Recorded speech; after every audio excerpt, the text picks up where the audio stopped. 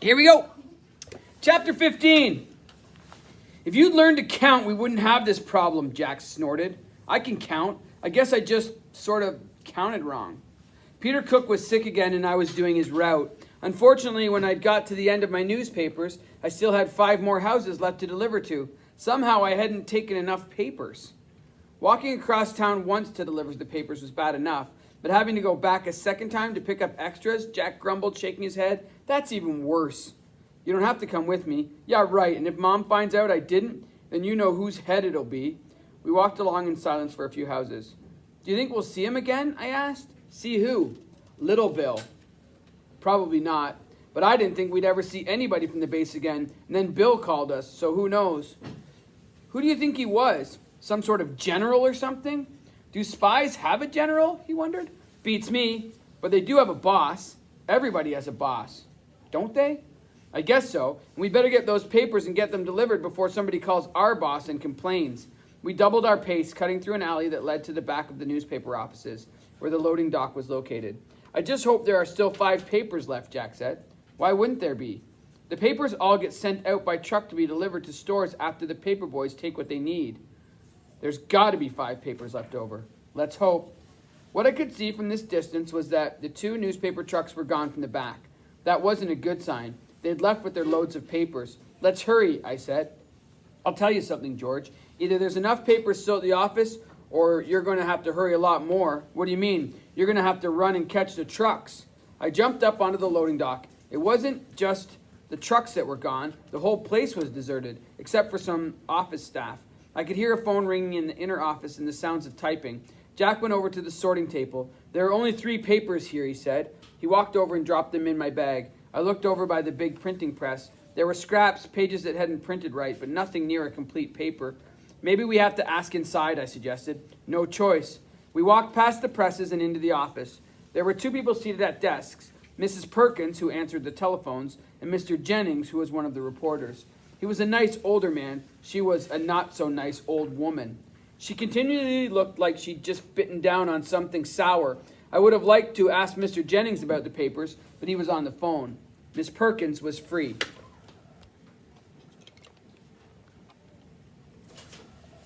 I stopped in front of her desk. Hi. She looked up but didn't answer. I was short some papers for the route. Do you know where we could get 2 more? The store. What store? I asked. Any store across the whole county? They've all gone out. Why didn't you take the papers you needed? Jack came to my defense as usual. He's not a regular paper boy. He was just doing Mr. Crumb a favor because Peter Cook is sick again. Then maybe you should ask Mr. Crumb, she suggested. He's in his office. I hesitated. I didn't want to talk to Mr. Crumb. He'd been out by the loading dock when we'd been sorting our papers, and he'd really wanted to talk. We'd worked as quickly as possible so he wouldn't be left alone with him. That was probably the reason I'd counted wrong in the first place, because we'd been so anxious to leave. I assume you know where his office is located, Miss Perkins snapped. Thanks, I said. Jack and I walked slowly toward his closed door. I lifted my hand and knocked. Wait, called out Mr. Crumb. We stood by the door, unable to enter, but unable to leave either. I had to fight the urge to turn around and run. The door opened and Mr. Crumb was standing there. His expression changed from angry to surprised to welcoming in the space of just a few seconds. Jack, George, what can I do for you 2? I sort of miscounted papers, and I need a few more, I explained. The trucks have already left. How many are you short? 2. That is not a problem. I believe there should be 2 or 3 left at the sorting table. We already got 3 from there, Jack pointed out. We're still 2 short. There can only be one answer then, Mr. Crumb said. Come with me. Where? I'll drive you to the store and we'll pick up 2 papers. That's okay. We can walk, Jack told him. I'm sure you could, but you would have to purchase the papers, whereas I can simply take them. Come. Jack and I hesitated, but I didn't see any choice. How could we explain not going with him? So what if he asked a few questions? We didn't have to say anything. We trailed Mr. Crumb out of his office. Miss Perkins, I am going out, Mr. Crumb announced. I will not be returning today, so I leave things in your reliable hands. She nodded her head but didn't say a word. Mr. Crumb opened the front door and the bell attached to the frame pinged loudly, making me jump. His car was parked just outside the office. It was a big black sedan. The editor climbed into his car, then reached over and unlocked the passenger door, pushing it open.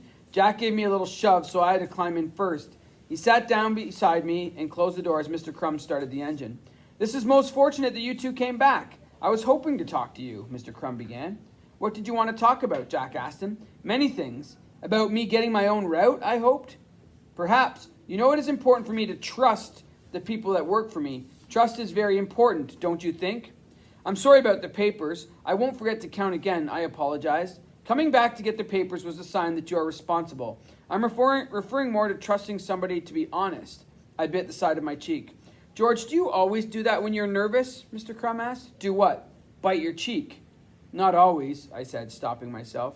There's nothing to be nervous about, George. I assure you, I am not angry at you for needing my assistance to get more papers. Mr. Crum, we just passed the store, Jack pointed out. We're not going to that store. It would not have papers yet. It is one of the last deliveries on the driver's route. So wouldn't you agree that trust and honesty are the things that an employer should expect from those he employs? Yeah, definitely, Jack answered. We're honest. Honest, I said. I believe that of you both. Now, I was wondering if you would be good enough to answer a few questions. Sure, Jack said. Of course. I was wondering how you know Mr. Granger. I swallowed hard but didn't answer. Jack remained silent as well. I saw him drive you boys home yesterday from the DIL plant.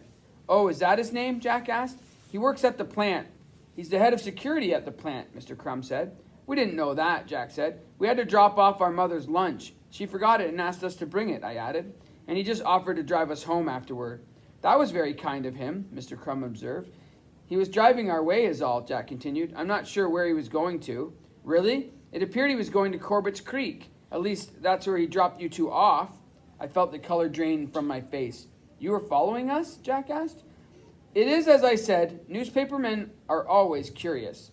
I meant that I didn't know where he went after he dropped us off. Jack was thinking fast. We wanted to go for a swim, and we needed to get our suits and inner tubes. A long swim? You did not reappear for over 2 hours. You waited for us? For over 2 hours. Did you go on to the Sinclair farm? No, of course not, Jack lied. We haven't been back to the camp, I added. The camp? Strange that you should call it that. That's what you call it, Jack said. No, never. I refer to it as the Sinclair property or the farm or even Glenrath, but never the camp. But I must have heard it from you. No, the only people who refer to it as the camp are the spies who are being trained there. Spies? What do you mean spies? Jack asked innocently. Mr. Crum turned and looked at us. His expression left little doubt that he knew that Jack was lying. Have you been talking to some of the people there? I asked him. No, but apparently you two have. No, we haven't. Please do not lie to me, Jack. His voice was very calm and his eyes were now trained on the road again. Well, if you haven't been talking to any of them, how do you even know what they call the place? Jack asked. I've been listening to their radio messages. You have? But how? And why? I asked. Mr. Crum answered by speeding the car up. We had left the last street behind and turned onto the highway. We have to get home, Jack said firmly. I'm afraid that will not be possible. But our mother is expecting us. You can't just take us, he exclaimed. I'm afraid it is necessary. I believe you have found a way into the camp, and I need to know how. We're not saying anything. Stop the car, Jack yelled. Mr. Crum took his right hand off the steering wheel. He slipped it into the inside pocket of his jacket and removed a pistol. You will remain quiet and calm, he said as he aimed it in our direction. I want you to both slip off the seat and onto the floor of the car. I looked over at Jack and then at the gun. Reluctantly, we slid down onto the floor.